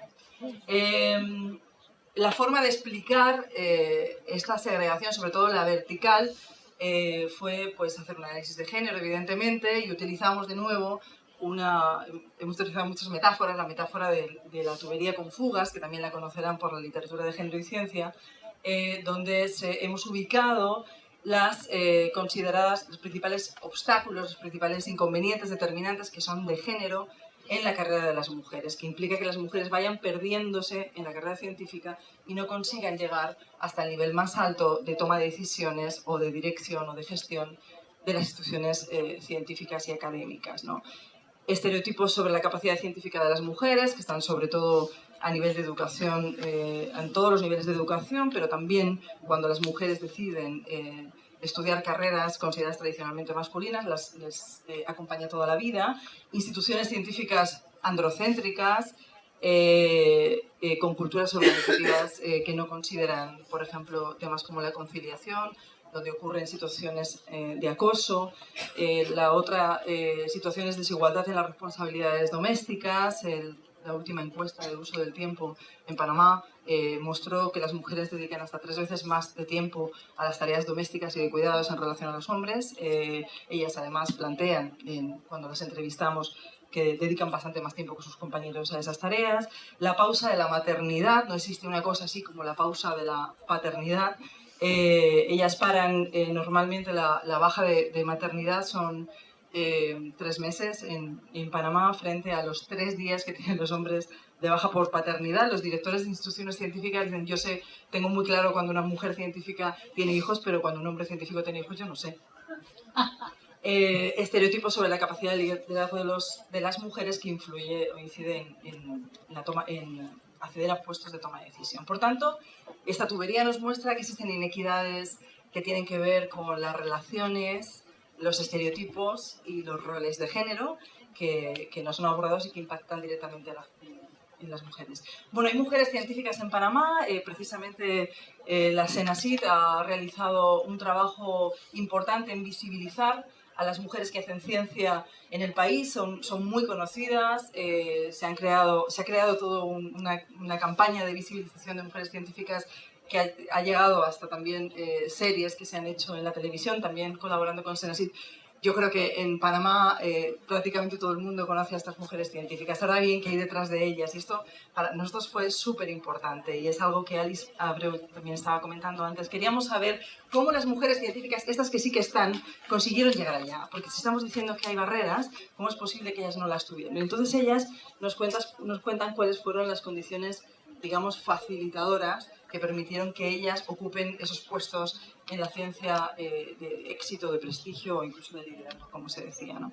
Bueno, pues una de las primeras cosas que nos comentan es que muchas de ellas tienen un referente femenino científico cerca y nos pareció muy interesante comprobar que de las 12 mujeres que participaron en el grupo de discusión y todas las que estaban ahí participaron, pues la gran mayoría tenían una madre científica, ¿no? El tener una madre científica o una persona científica, mujer cercana, es la mejor manera de combatir estereotipos. Otras mujeres referentes, mentoras, por ejemplo, el haber tenido una mujer mentora fue muy importante. Condiciones económicas favorables, esto es muy importante, son mujeres de clase social relativamente alta, media alta. Hay otras que lo consiguieron a través de becas, pero muchas de ellas, y de estas que hemos presentado, que son las más conocidas, tuvieron condiciones económicas que permitieron que estudiaran en determinados lugares, que hablaran inglés, etc. También empoderamiento personal, son mujeres que dicen, a mí me decían, pero yo decía que yo sí podía, o mi madre me dijo, tú vas a hacer lo que tú quieras. En fin, mujeres que consideran que ellas pueden independientemente de lo que se espera de ellas. Maridos aliados y padres responsables, esto es fundamental. Detrás de una gran científica o de una mujer científica hay un hombre que desarrolla una paternidad responsable, un marido que acompaña, un marido aliado. Maternidad postergada o renunciada, mujeres que deciden directamente no ser madres para no vivir la pausa de la maternidad, para no ser penadas por ser madres o directamente la dejan para más tarde. Y el trabajo de las mujeres que trabajan en el ámbito doméstico, las nanas o las mujeres domésticas son fundamentales también. Para nosotras fue muy revelador todo esto porque nos dimos cuenta que las políticas públicas no están acá, que no hay ningún tipo de acción por parte de las políticas públicas en las condiciones facilitadoras de esas mujeres, que eran todo condiciones que ellas habían desarrollado desde su particular situación familiar, económica, etc. Y también nos pareció muy revelador el papel de otras mujeres, la nana, la cuidadora familiar, la madre, la mentora, es decir, la importancia de nosotras las mujeres para apoyar a otras mujeres para que sean científicas. Entonces, bueno, esto nos pareció súper revelador. Tengo 0 minutos, simplemente lo presento. Si quiero decir una cosa que me parece muy importante, y es que cuando entrevistábamos a los gestores de instituciones académicas y científicas y tomadores de decisiones, decían aquello de, que decía al principio Sofía, que bueno, que la igualdad ya está, ¿no? Que esa desigualdad a la que parecía que hacía referencia cuando yo le estaba preguntando era una cosa del pasado, que prácticamente ya estamos ahí muy cerca de la igualdad, no hay más que ver las universidades están llenas de mujeres, me decían, dice, realmente quedan los últimos 5 metros, haciendo referencia a que las mujeres no estamos en los puestos más altos, desconsiderando todo lo que cuesta a las mujeres llegar a donde están, inclusive aunque estén. Esa desconsideración de no nos cuesta lo mismo estar, no nos cuesta lo mismo permanecer y no nos va a costar lo mismo llegar más arriba, ¿no? Entonces, bueno, pues hay una falta de problematización del asunto, que yo creo que el estudio ha tenido un fuerte impacto y una incidencia en reconocer que definitivamente no nos quedan los últimos 5 metros y que además llegar hasta donde hemos llegado nos ha costado bastante más. Así que, básicamente quería decir estas dos cosas en menos de un minuto. Proponíamos 2 miradas críticas a la SENASID concretamente, pero en general al sistema de ciencia y tecnología en el país, y es pasar de mujeres en ciencia a género en ciencia. Creo que es algo que estábamos hablando de arriba, hasta ya de hablar de las mujeres como un colectivo aparte de los hombres. Los hombres tienen privilegios en la ciencia y también hay que visibilizar esos privilegios. Igual que hablamos de techo de cristal, tenemos que hablar de las autopistas por las que se deslizan ellos. Las mujeres están en la situación en la que están por situaciones de género, y ir un poquito más allá del género. Creemos que es importante problematizar el colectivo mujeres y ver quiénes dentro del colectivo mujeres están aún con peores situaciones para participar en la ciencia. Así que bueno, básicamente eso.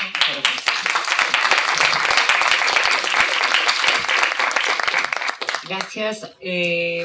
Tenemos al último panelista, que es Roberto Barbere, del equipo del Observatorio de Ciencia, Tecnología y Sociedad de la OEI, doctor en Ciencias Sociales por la Universidad Nacional de Quilmes y licenciado en Comunicación Social, especialista en producción, gestión y análisis de información científica, tecnológica y de innovación. Ha coordinado proyectos de investigación y consultorías para organismos internacionales como OCDE, UNESCO, BID, Banco Mundial y la Unión Europea. Gracias. Voy a hacer como Eugenia, permiso, porque si no, con muchos datos y no me los acuerdo de memoria. Muchas gracias por la invitación. Básicamente, quería presentarles un trabajo que hicimos el año pasado en el equipo del Observatorio CTS de la OI.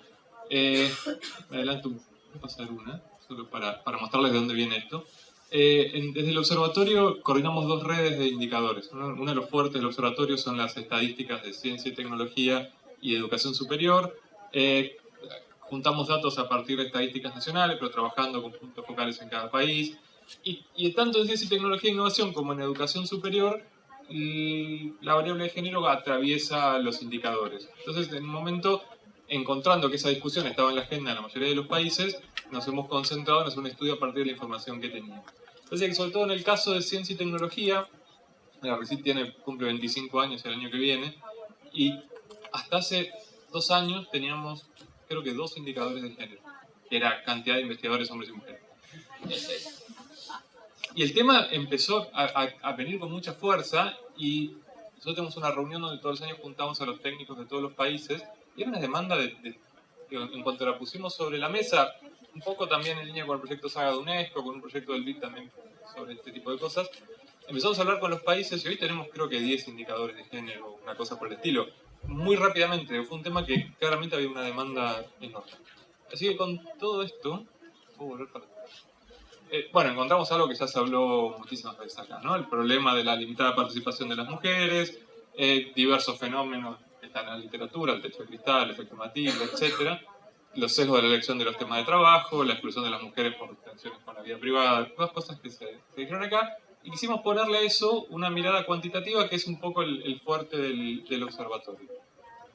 Entonces, lo primero es la brecha entre las personas que investigan. Digo, la población está equilibrada en el mundo, sin embargo, si agarramos los porcentajes de investigadoras entre el personal de cada país, en América Latina y en Iberoamérica vemos situaciones muy diferentes, ¿sí? Hay países que tienen una relativa paridad de género, en algunos como Argentina, Guatemala, Venezuela, hay más mujeres que hombres en el sistema en general. Luego vamos a ver adentro los problemas de eso. Pero incluso a nivel global, hay países que tienen brechas de género muy fuertes. Fíjense, Perú, México, Chile tienen 1/3 de mujeres entre las personas que investigan, Colombia un poquito más, y así vamos viendo un panorama muy, muy desigual, incluso a partir de un número tan global como este, y que no está asociado a los niveles de desarrollo. No es que en la medida que los países se desarrollan económicamente o con cualquier variable que quieran ver, o el índice de desarrollo humano, lo que quieran, esto no se equilibra, no tiene que ver con eso. Incluso países con sistemas muy desarrollados, como México, Chile, tienen brechas de género enormes a niveles muy, muy básicos como esto. Incluso España tiene un 40% de mujeres entre los investigadores. Luego, esas brechas se acentúan por sector. Esto también fue mencionado acá. La barra azul es la educación superior, la gris el gobierno y la naranja es el sector empresas. El porcentaje de investigadoras en el sector empresas es bajísimo. Incluso en países con paridad de género global, como el caso de Argentina, el 27% de quienes investigan en las empresas son mujeres. Y ningún país tiene más del 34%, es el caso de Colombia. Entonces, el sector empresa, la investigación en empresas es claramente distinta a lo que ocurre en la institución de educación superior. Eso también, algunas pistas de cómo interpretar eso se mencionan en este panel.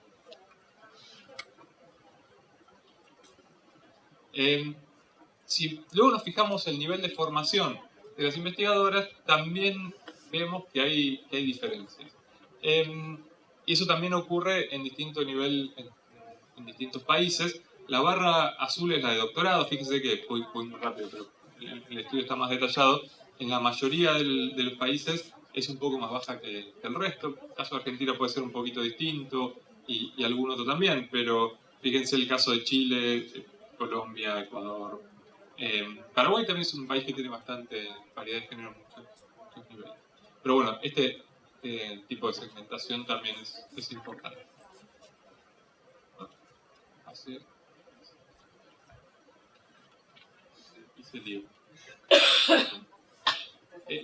Ahí está esto. Es un análisis de los cortes de quienes investigan en los países iberoamericanos. Veamos ahora qué pasa en la educación superior. El dato que ven ahí es la cantidad de graduados mujeres, de graduadas y de estudiantes mujeres en azul, por los distintos países. Y lo que vemos ahí es que en la educación superior, en general ya existe un balance, que también se mencionó recién, en prácticamente todos los países. En algunos hay, por ejemplo, en el caso de Argentina, el 60% son mujeres en ambos casos. En casi todos, las mujeres se gradúan un poco más. Creo que el único caso donde eso no ocurre es en Perú, donde las mujeres son el 50% de los 55% de los estudiantes y el 50% de los graduados. Y luego otra cosa que también mencionamos, la especialización por disciplina. Fíjense que en el caso de, esto es como un mapa de calor, cuanto más rojo más mujeres, cuanto más hombres, cuanto más verde más mujeres. Hay disciplinas como la educación, salud, ciencias sociales, donde hay mayoría de mujeres estudiando, y a medida que, en todos los países, y a medida que nos acercamos a servicios, agricultura, ingeniería y TIC, se vuelven disciplinas muy, muy masculinizadas. Incluso en países donde veíamos bastante paridad de género en casi todos los indicadores que vimos, en el caso de las TIC o las ingenierías, están alrededor del 20-30% de participación de mujeres. Y para pasarlo rápido, una cosa interesante de este estudio, que creo que es un poco más novedoso, es que tratamos de analizar qué pasaba en la producción científica. Pero ya no en los indicadores conocidos, sino cómo publican los hombres y las mujeres. Lo primero que encontramos es que, bueno, ¿cómo hicimos esto? Trabajamos con datos de entre 2014 y 2017 del Web of Science, del Science Citation Index, que tienen nombre de pila de los autores. O sea, a partir de eso clasificamos en hombres y mujeres y empezamos a ver distintas cosas alrededor de eso. Vemos que en los países, esto fue el título por allá arriba, no, esto es participación de mujeres en los artículos. En el caso de Brasil o Argentina, en el 70 y pico % de los artículos hay mujeres, pero hay países, de vuelta, como Chile y algunos países centroamericanos, donde incluso menos de la mitad de los papers tienen participación de mujeres. Y fíjense de vuelta que no tiene que ver con el nivel de desarrollo de los sistemas científicos, tiene que ver con otras cuestiones.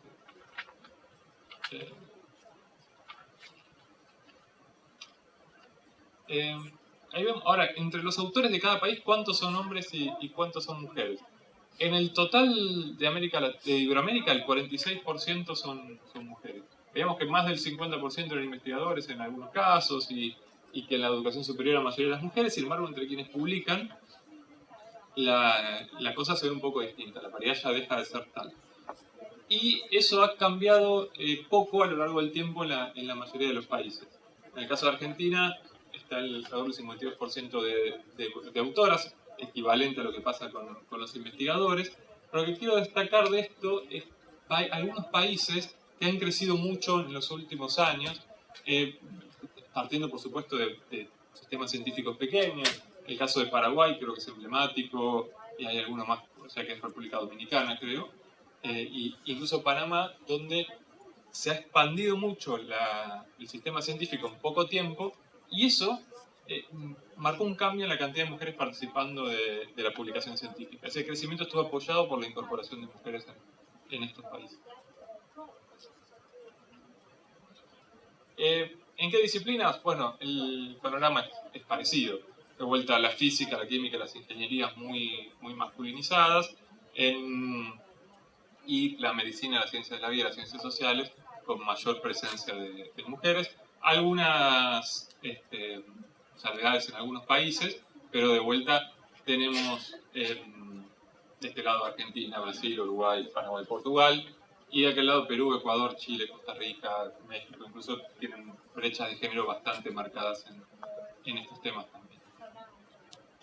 Y algo que me parece interesante, bueno, antes de pasar a eso, en la medida que aumenta la cantidad de artículos acumulados en este periodo que estuvimos analizando, la cantidad de mujeres baja. El gráfico ese lo que muestra es, entre los que tienen un solo artículo, prácticamente tenemos paridad de género, 50-50 en el total de Iberoamérica. A medida que vamos subiendo, esto baja rapidísimo. El último número allá es 50. Solo el 20% de quienes tienen 50 artículos son mujeres. Eso cae rapidísimo y está asociado a muchas cosas. No es un problema de ser más o menos productivo, sino que está asociado a el tiempo que se le puede dedicar, las dedicaciones parciales, la disciplina en la que trabajan, que eso también tiene importancia al mirar estas cosas, pero también con las posiciones de poder en los institutos de investigación. Es normal en muchas disciplinas que los directores de los institutos firman todos los papers, eso explica bastante de lo que estamos viendo. Y otra cosa que parece lo más interesante de este estudio es que hicimos un análisis de cómo colaboran hombres y mujeres, qué papel tienen en el flujo de conocimiento. Lo que hicimos ahí fue una maraña inentendible de puntitos. Eso que está allá arriba es un zoom, ¿no? Los hombres están en azul, las mujeres están en rojo, y analizamos cuándo colaboran. Cuando se firman en conjunto artículos científicos, establecemos un lazo en esa red. Ahí tenemos como más de 700.000 autores a lo largo de estos años. Si uno luego esa red la presenta en el espacio usando algunos algoritmos de layout que básicamente responden a la fuerza de los lazos y los que más colaboran entre sí, la primera agrupación es territorial, eso era esperable. Que podemos remarcar a grosso modo por dónde andan los brasileños, los portugueses, los españoles. A simple vista vemos que algunos países son más azules y otros son más rojos, siguiendo aquello que habíamos visto anteriormente.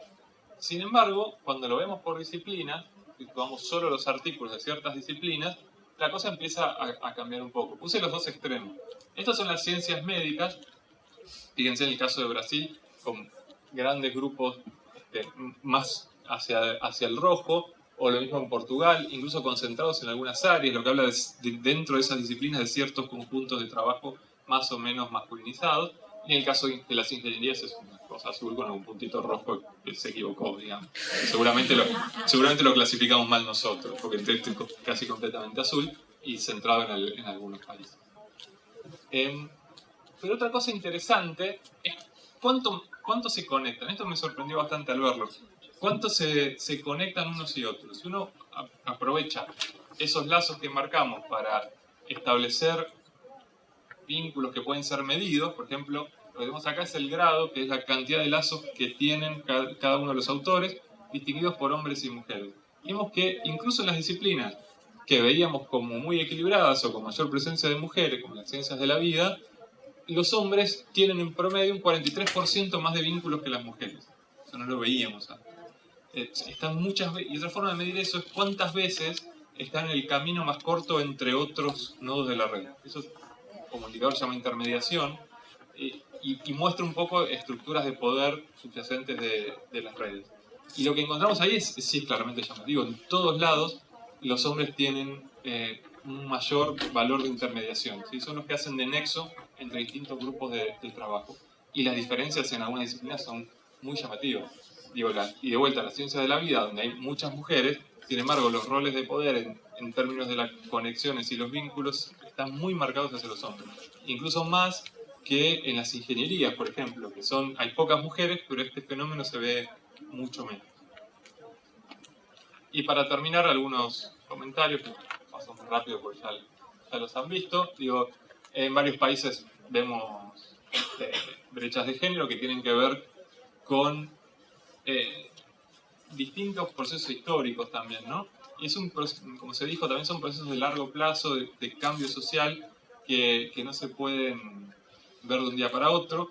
Creo que por ahí está dicho en algún otro lado, pero las mujeres han logrado acortar estas brechas en algunos países con mayor o menor apoyo de políticas públicas, pero lo han ido haciendo a lo largo del tiempo. En la educación superior, por ejemplo en Argentina, las mujeres son mayorías de los 70, principios de los 80.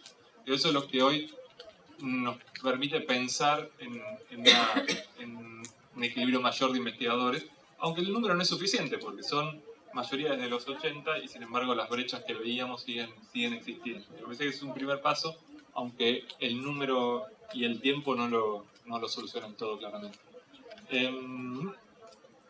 Bueno, los fenómenos de segregación vertical también son acentuados, y sobre todo el tema en el sector empresarial es claramente mucho más agudo que en la educación superior, que dentro de todo ha sido un terreno fértil para el desarrollo del.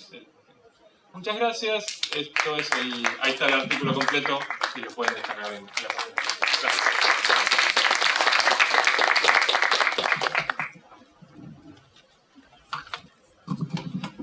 Well, thank you very much to all the panelists this morning, or this panel. I think that the breadth of data that's been presented and the analysis around it as well has been really of high quality and absolutely fascinating for me, even though I've read many of these reports already. But thanks very much for excellent presentations. So we have a few minutes, so I would like to open up for a few questions from the audience or comments. Yes, okay. Can we use the microphone for the question because of the... Yes. Yeah.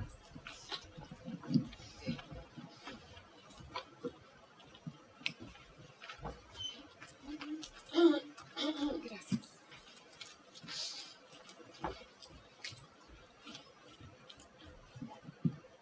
Quería saber si algunos de estos estudios tienen un desgranado más importante de que pudieron exponer acá con el poco tiempo, porque por ejemplo 3 décadas de mayoría de mujeres en Argentina en la educación en ciencia y técnica pueden estar revelando simplemente que es un área degradada, precarizada, que por eso está feminizada. Entonces lo mismo con la autoría de las mujeres, ¿no? Si son líderes de grupo, autores, varones y lleno de mujeres que están en las posiciones, bueno, entonces a eso me refiero, esos dos aspectos de desgranado mayor en donde el número solo puede no estar, hasta que no sea una paridad perfecta, una mayor presencia de mujeres no es un buen signo, un síntoma. ¿Otra pregunta? Sí, es una pregunta breve y un comentario. No, la pregunta breve era si algunos veo que están los links para después poder bajar las investigaciones porque es muy interesante. Y el comentario es, yo formo parte de la Comisión de Género de la Asociación de Física Argentina y hicimos también un relevamiento de este tipo. Y lo que nos pareció muy interesante es que en Argentina, en la década en que la ciencia creció mucho, y eso no tiene dudas, sin embargo, el porcentaje de físicas en CONICET disminuyó. Y a pesar de que miramos los números varias veces, no había manera de... Y creemos nosotros, porque es un grupo, ¿no? Somos varones y mujeres, es un grupo de género, que lo interpretamos pensando que cuando la ciencia tuvo un acceso y una posibilidad económica más importante, también pasó que ingresaron más varones. en proporción, porque el CONICET no tiene política de género activo, solamente mejoró los sueldos y la cantidad de plata para ciencia, pero no hay una política de género activa. Si uno dice cupo en CONICET, la gente se desmaya. Si uno dice hay cosas activas, afirmativas en el ámbito, la gente le agarra una especie de ataque. Es la realidad. No hay, o sea, que haya licencia por maternidad, supongo que no estamos hablando de política de género activa. Eso es todo lo que hay. Comentario.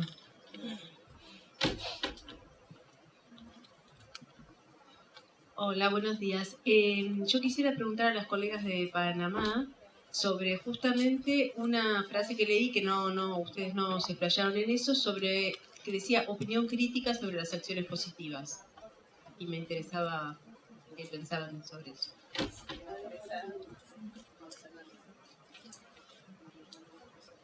We have one more question here, and then perhaps we'll go to the panelists to answer.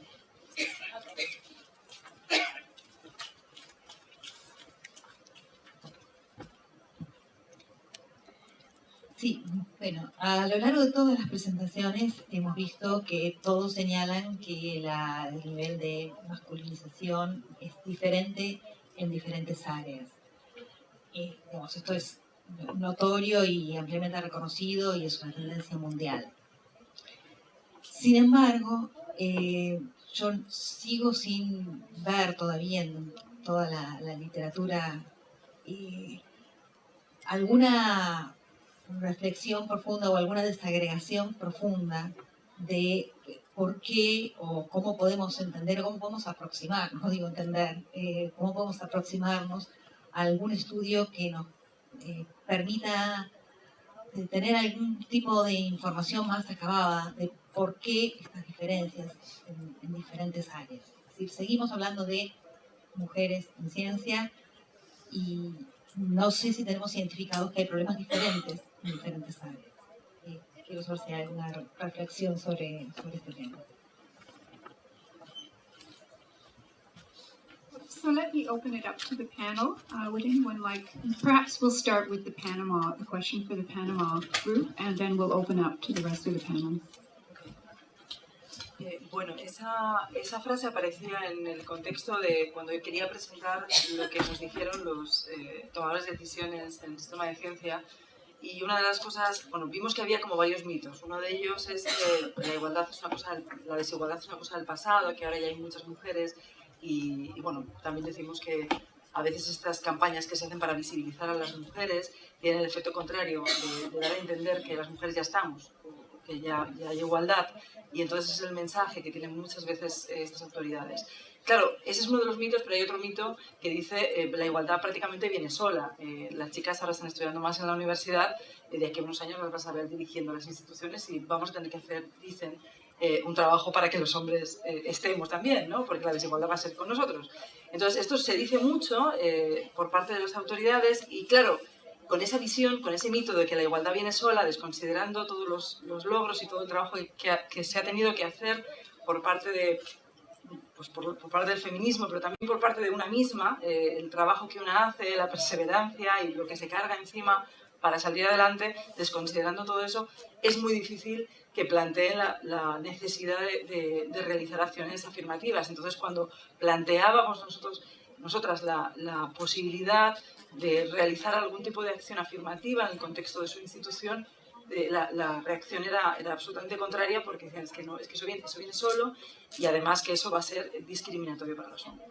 Entonces, ese era un poco el planteamiento que quería compartir. Te agradezco que me hayas hecho la pregunta para contarlo. Bueno, a ver, yo quisiera responder a dos preguntas en particular. En primer lugar, sí hay medidas, digamos, que están en los estatutos de CONICET. Podemos discutir largamente a qué le llamás vos una política, digamos, integral, pero las medidas antes no existían y ahora existen, en parte porque en la composición del directorio estuvo una feminista muy reconocida que es Dora Barrancos, que ha hecho un trabajo fenomenal, inédito en CONICET, y realmente me parece que desconocerlo es no estar viendo parte de esa realidad, digamos. Y no es una licencia por maternidad, son medidas que intentan, digamos, responden a las investigaciones que hablan del desfasaje que hay en la producción científica de mujeres y varones en la edad reproductiva y, está bien, digamos, incorporan, digamos, algunas estrategias para que ellas no pierdan esos años de productividad y puedan estar al tanto. Podemos, digamos, ojalá haya estudios sobre cómo se utilizan, en qué medida se pueden, digamos, utilizar estas medidas y del conocimiento de las investigadoras para utilizarlas. Lo podemos hacer, pero desconocer su existencia y limitarlas a una licencia por maternidad me parece que es un reduccionismo que realmente no condice con la realidad y con el avance que significó esa incorporación en un organismo como CONICET. Eso en primer término. Y realmente sobre, digamos, el decrecimiento, vos hablás del decrecimiento en física, es un área muy dura, digamos, para el ingreso de la participación de las mujeres. Ahí también hay una carga, digamos, como, si bien nosotros marcamos a las ingenierías y a las tecnologías, física está como más en ese grupo de carreras. Posiblemente, digamos, las explicaciones tendríamos que recurrir a estudios como muy específicos. Sabemos las generalidades, digamos, en cuanto a los estereotipos, las culturas institucionales de los ámbitos de educación y de las instituciones donde se desempeñan, pero sería poco serio decir que eso aplica específicamente para física. Sí, hace unos años, creo que 2 años, se realizó una encuesta que justamente la lideró Silvina Ponce Dawson, que estuvo comentando en la mesa anterior. Nosotros participamos desde el punto focal de Gender Insight de América Latina y el Caribe para la conformación y sus resultados van a estar disponibles, así que si interesa nos puedes escribir y te la enviamos. Y un poco respondiendo si había más estudios en profundidad, hay muchos estudios sobre las disciplinas en particular que permiten una mayor profundización. En el último tiempo, específicamente ha crecido mucho el campo de investigación en todas las áreas tecnológicas. Entonces allí tenemos diferentes perspectivas. En nuestra página tenemos una sección donde están las investigaciones que venimos realizando en los últimos 5 años. Los invito y las invito a todos a recorrerlas. Digo, no quiero, digamos, hablar de ninguna en particular en este momento porque no hay ninguna que sea como tan comprensiva como para satisfacer la demanda que vos planteabas. Solo en la misma línea, nosotros tenemos algunos datos un poco más desagregados por disciplina, sobre todo en educación superior. Dentro de las grandes disciplinas que se ven ahí hay situaciones distintas, ¿no? Todavía no creo que sea que la paridad de género que se ve en la educación superior tenga que ver con una degradación, porque lo que tenemos ahí es todo el gran abanico de la educación superior. No creo que la universidad esté degradado en términos de expectativas económicas, sociales y demás. Sí hay realidades muy distintas ahí adentro que habría que mirar, y estoy de acuerdo con eso, es que el número quizás lo conté muy rápido y no quedó claro. El número no te explica un montón de cosas y eso es una trampa muy habitual en estas cosas. Ver que el 52% de los investigadores en Argentina son mujeres parece que estuviera todo bien, y efectivamente no, y el tema de las relaciones de vínculos y estructuras de poder me parece que es muy fuerte, y este análisis de redes sobre la copublicación da algunas pistas sobre eso. De todas maneras está asociado a muchas otras cuestiones que cruzan esto, como por ejemplo los cargos dentro de los institutos. Hay que mirarlo con más cuidado. Me parece que el número ahí está y hay que agarrarlo e interpretarlo con mucha más información cualitativa.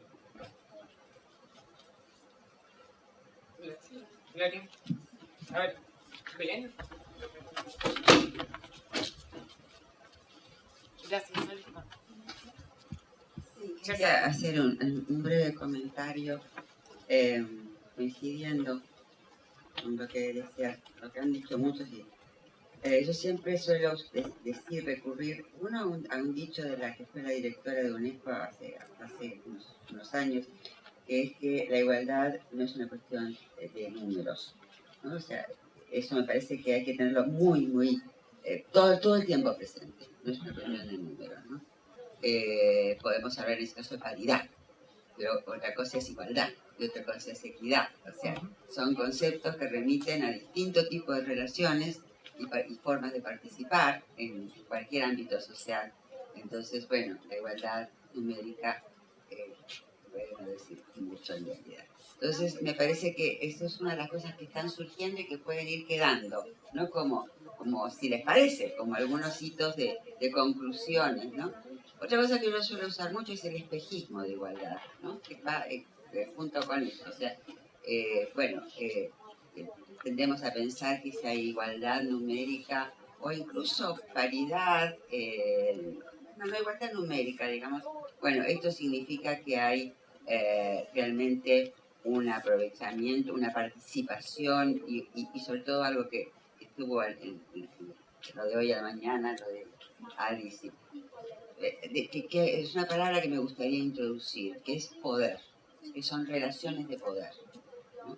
Cuando estamos hablando de por qué hay menos mujeres en tal disciplina, por qué sí cambiaron, etc., yo creo que tenemos que pensar que hay ciertas áreas que tienen mucho mayor prestigio, mucho mayor reconocimiento social y mucho mayor reconocimiento económico que otras, y justamente son esas áreas donde predominan más los varones que las mujeres. Entonces, me parece que hablar de estas cuestiones puede enriquecernos, porque enriquecernos la comprensión.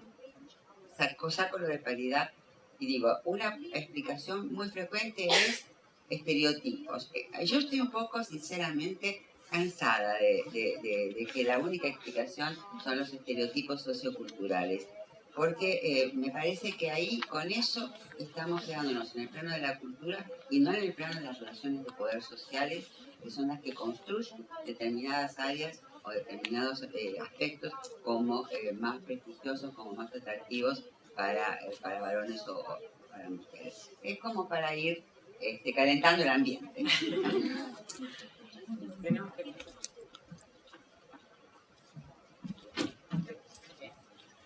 Okay, thank you. Oh. Gracias. Yo solamente quiero comentar a lo mejor un poco en relación a este comentario de Gloria, que me parece una provocación y me gusta muchísimo, pero si nosotros pensamos que la presencia de las mujeres o la importancia de la presencia de las mujeres en la numerología de las publicaciones, también nos vamos a encontrar con otro problema. Si tenemos una mayor presencia en ciencias sociales y en humanidades, las formas de publicar y de socializar el conocimiento que se generan en esas disciplinas no siempre es a través de artículos que se miden en journals. Tenemos libros, tenemos publicaciones de otra naturaleza que por lo mismo no están valorados, igual que todas las revistas que aparecen en JSTOR y en todas estas grandes bases de datos. Entonces, ojo con eso, porque también tenemos que empezar a valorar otros tipos de generación de conocimiento y de publicación o de divulgación de ese conocimiento que no necesariamente aparecen en estas revistas, cuyos comités editoriales, dicho sea de paso, rara vez incluyen mujeres, que, en fin, todo lo que ya sabemos. Entonces, cuidado con medir también nuestras aportaciones a la ciencia a través de este tipo de indicadores que ya tienen un sesgo. Estoy de acuerdo.